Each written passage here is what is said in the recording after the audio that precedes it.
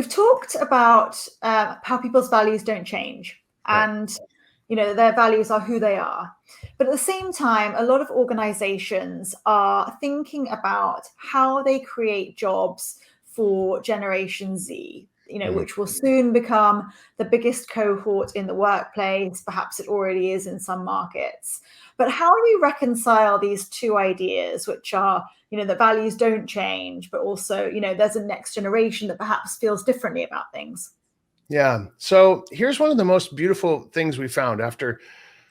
I'll give you a little context. Anybody who hasn't been following Valuegraphics and doesn't understand what we do, we've talked to close to 1 million people around the world now. These long form surveys, and they're qual-quant surveys, so there's lots of long form answers which we've coded and turned into data. So we've now got close to 1 million survey responses in this database. It's a plus or minus 3.5% accuracy, 95% confidence, which makes it more accurate than you need for a PhD from Harvard. The data has been collected in across 180 countries in 152 different languages. So this is the most complete and accurate record of what everybody cares about across all ages, genders, marital status, all the demographics that's ever been compiled.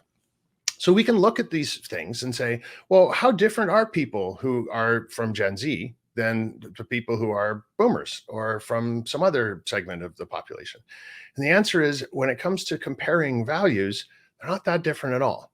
Within our margin of error of 3.5%, there might be a point or two outside of that. But basically, values don't change. Not only once you as an individual have your values, they're set with you for life, and they're not going to change until they're not going to change. You're great. Those are the values you're stuck with for the rest of your life. But also, from one generation to the next, the rate of change of which values are the most important and least important and which values show up, it's nominal. It's like it's not worth paying attention to.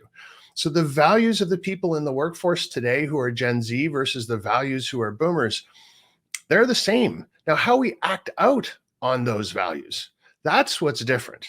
So you could be, let's say somebody, personal responsibility. What personal responsibility means to someone who's a boomer and near the end of their career versus what personal responsibility means to somebody who's a Gen Z at the beginning of their career.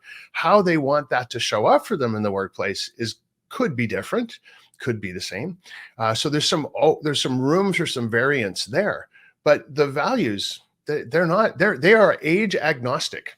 Values are age agnostic, and in fact, demographic agnostic. Values don't care if you're a man or a woman, or if you're rich or poor, or black or white, or gay or straight, or young or old. Values don't care. Values are just there, and it's a reflection of the society that we live in.